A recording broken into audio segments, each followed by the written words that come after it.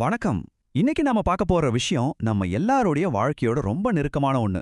அதாவது நம்ம சுயமதிப்பு, பாதுகாப்பின்மை, அப்புறம் நம்மளோட உண்மையான பலத்தை எப்படி கண்டுபிடிக்கிறது. இதையெல்லாம் மயிலின் உண்மையான அழகு அப்படிங்கிற ஒரு சிறுகதை மூலமா நாம இப்ப அலச போறோம். நம்மள பல பேர், அடடா நம்ம கிட்ட இது இல்லையே அப்படின்னு மத்தவங்கள பார்த்து எப்பவாவது ஒருத்தரையாவது ஃபீல் பண்ணியிருப்போம் இல்லையா? அந்த உணர்வுகளை ரொம்ப அழகா இந்த கதை பிரதிபலிக்குது. வாங்க உள்ள போலாம். கதையோட முக்கிய கதாபாத்திரத்தை பார்க்கறதுக்கு முன்னாடி உங்ககிட்ட ஒரு கேள்வி. ஒரு இனிமையான குரலோ இல்ல உங்களுக்கு ரொம்ப பிடிச்ச ஏதோ ஒரு திறமையோ உங்ககிட்ட இருந்தா மட்டும் உங்க வாழ்க்கை முழுமையாயிடுமா? கொஞ்சம் யோசிச்சு பாருங்க. பல நேரங்கள்ல நம்மகிட்ட இல்லாத ஒண்ண நினைச்சு நாம ரொம்ப ஏங்குவோம். எனக்கு மட்டும் அது இருந்திருந்தா என் வாழ்க்கைய வேற லெவல்ல இருந்திருக்கும் அப்படின்னு தோணும். ஆனா உண்மையிலேயே அப்படி ஒரு திறமை மட்டும் ஒருத்தருக்கு முழுமையான சந்தோஷத்தை கொடுத்துருமா? இந்த கேள்விக்கான பதில தான் நாம தேட போறோம். பகுதி 1. வருத்தத்தில் இருந்த குட்டி மயில். ஒரு மிகப்பெரிய காட்டிலிருந்து நம்ம கதைய ஆரம்பிக்கலாம். அந்த பெரிய காட்டுல நிறைய பறவைகள் கூட்டமா வாழ்ந்துட்டு வருது. அங்க நம்ம கதையோட ஹீரோ ஒரு குட்டி மயில் ரொம்ப கவலையா நிக்குது. ஏன் தெரியுமா? அந்த குட்டி மயிலோட குரல் கொஞ்சம் கரடு முரடா இருக்கறதால சுத்தி இருக்கிற மத்த எல்லா பறவைகளும் அதோட குரலை கேட்டு கிண்டல் பண்ணிட்டே இருக்காங்க. ஒருத்தரோட குறைய சுட்டிக்காட்டி தொடர்ந்து கிண்டல் பண்ணா எவ்வளோ வலிக்கும்னு நமக்கு நல்லாவே தெரியும். நம்ம குட்டி மயிலாலையும் இந்த கிண்டலை தாங்கிக்கவே முடியல. ரொம்பவே தனிமைப்படுத்தப்பட்டு தன்னம்பிக்கையை இழந்து சோகமா உட்கார்ந்திருக்கு. பகுதி 2. முதிர்ந்த புறாவின் அறிவுரை. இப்போ இந்த பிரச்சனைக்கு ஒரு தீர்வு தேடி நம்ம குட்டி மயில் கிளம்புது. இப்படி தொடர்ந்து எல்லாரும் கேலி பண்றதால ரொம்பவே உடைஞ்சு போன குட்டி மயில் அந்த காட்டுல இருக்கிற ஒரு வயசான ரொம்ப அனுபவம் வாய்ந்த ஒரு புறாவை தேடி போகுது. அங்க போய் தன்னோட கவலையெல்லாம் கொட்டி தீர்க்குது. எல்லாரும் என்ன தொடர்ந்து கிண்டல் பண்றாங்க, என்னால இதை இனிமே கொஞ்சமும் பொறுத்துக்க முடியாது அப்படின்னு ரொம்ப விரக்தியோட சொல்லுது.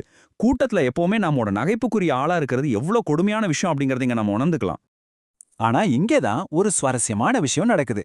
அந்த வயசான புறா குட்டி மயிலோட கவலைய கேட்டு சும்மா பரிதாபப்படல. லேசா சிரிச்சுட்டே ஒரு முக்கியமான கேள்விய கேக்குது. சரி, நீ என்னைக்காவது குயிலோட பாட்டை கேட்டிருக்கியா அப்படின்னு கேக்குது. அதுக்கு அந்த மயில், ஆமா, அதோட குரல் ரொம்ப இனிமையா இருக்கும், எல்லாரும் அதை ரசிப்பாங்க அப்படின்னு ஆச்சரியமா பதில் சொல்லுது. பகுதி 3. அழகிய குயிலின் சோகம். அந்த இனிமையான குரலுக்கு சொந்தக்காரரான குயிலை சந்திக்க இப்போ 2 பேரும் கிளம்புறாங்க. குயிலை நேர்ல பார்த்த உடனே புறா தயங்காம ஒரு கேள்வியே கேக்குது. ரொம்ப அழகா பாடுற குயிலே, உனக்கு உன் வாழ்க்கையில எந்த வருத்தமுமே இல்லையா அப்படின்னு கேக்குது. இந்த கேள்வியை கேட்ட உடனே நம்ம குட்டி மயிலுக்கு ரொம்ப ஆச்சரியம். அட, இவ்வளவு இனிமையான குரல் இருக்கிற குயிலுக்கு என்னப்பா கவலை இருக்க முடியும் அப்படின்னு அது நினைக்குது. நல்ல குரல் இருந்தா வாழ்க்கையில எந்த குறைவும் இருக்காது அப்படிங்கிற மயிலோட நம்பிக்கைய இந்த கேள்வி கொஞ்சம் அசைச்சு பாக்குது.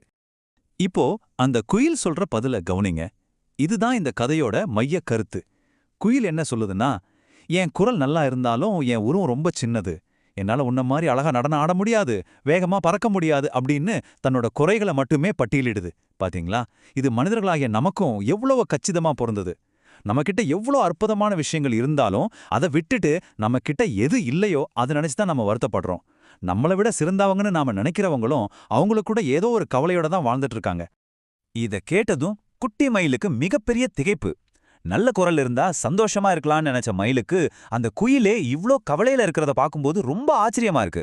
அது மட்டும் இல்லாம குயில் என்ன சொல்லுது தெரியுமா? அழகா பாடி என்ன பயன், எனக்கு உன்ன மாதிரி ஒரு மயிலா மாறணும்னு தான் ரொம்ப ஆசை அப்படின்னு சொல்லுது. தான் எதை நினைச்சு ரொம்ப வருத்தப்பட்டதோ அதே அடையாளத்துக்காக இன்னொரு பறவை ஆசைப்படுது அப்படிங்கிறத கேட்கும்போது நம்ம குட்டி மயிலுக்கு அப்படியே சிலிர்த்து போகுது. பகுதி 4. உண்மையை உணர்ந்த மயில். இப்போ இந்த குட்டி மயிலுக்கு தன்னோட உண்மையான மதிப்பு என்னன்னு புரிய ஆரம்பிக்குது. அந்த நேரத்துல அந்த அறிவார்ந்த புறா சொல்ற அந்த வார்த்தைகள் தான் ரொம்ப ரொம்ப முக்கியம். உனக்கு குறைன்னு நீ நினைக்கிற விஷயம் இன்னொரு பறவைக்கு பெரிய ஆசையா இருக்கலாம். நீ இப்போ குட்டியா இருக்க, அதனால அப்படி தெரியுது. நீ வளர வளர உனக்கு ரொம்ப அழகான தோகை வரும் அப்படின்னு சொல்லுது. இதுல எவ்வளவு ஆழமான அர்த்தம் இருக்கு பாருங்க. வாழ்க்கையில ஒவ்வொரு பருவத்துக்கும் ஒரு சிறப்பு இருக்கு.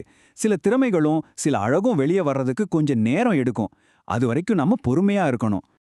இந்த கதையிலிருந்து நாம தெரிஞ்சுக்க வேண்டிய முக்கியமான பாடங்கள் என்னன்னா, முதல் விஷயம், நம்மள காரணமே இல்லாம கிண்டல் பண்றவங்கள நாம கண்டுக்கவே கூடாது. 2வது, இந்த உலகத்துல யாருமே 100% முழுமையானவங்க கிடையாது. எல்லாருக்கும் ஏதோ ஒரு குறை இருக்கும். அதனால உங்ககிட்ட இருக்கிற அந்த தனித்துவமான திறமைகள்ல மட்டும் முழு கவனத்தையும் செலுத்துங்க. இந்த உண்மையை புரிஞ்சுக்கிட்டதுக்கு அப்புறம் அந்த குட்டி மயில் ரொம்ப தன்னம்பிக்கையோட வளர ஆரம்பிச்சுது. இந்த விளக்கத்தை நாம முடிக்கும்போது உங்களை யோசிக்க வைக்கிற மாதிரி ஒரு கேள்வியோட நான் விடைபெற விரும்புறேன். உங்களோட அந்த தனித்துவமான மயில் தொகை இது. உங்ககிட்ட மட்டும் இருக்கிற, சரியான நேரம் வரும்போது பிரகாசிக்க காத்துக்கிட்டு இருக்கிற அந்த பலம் இது.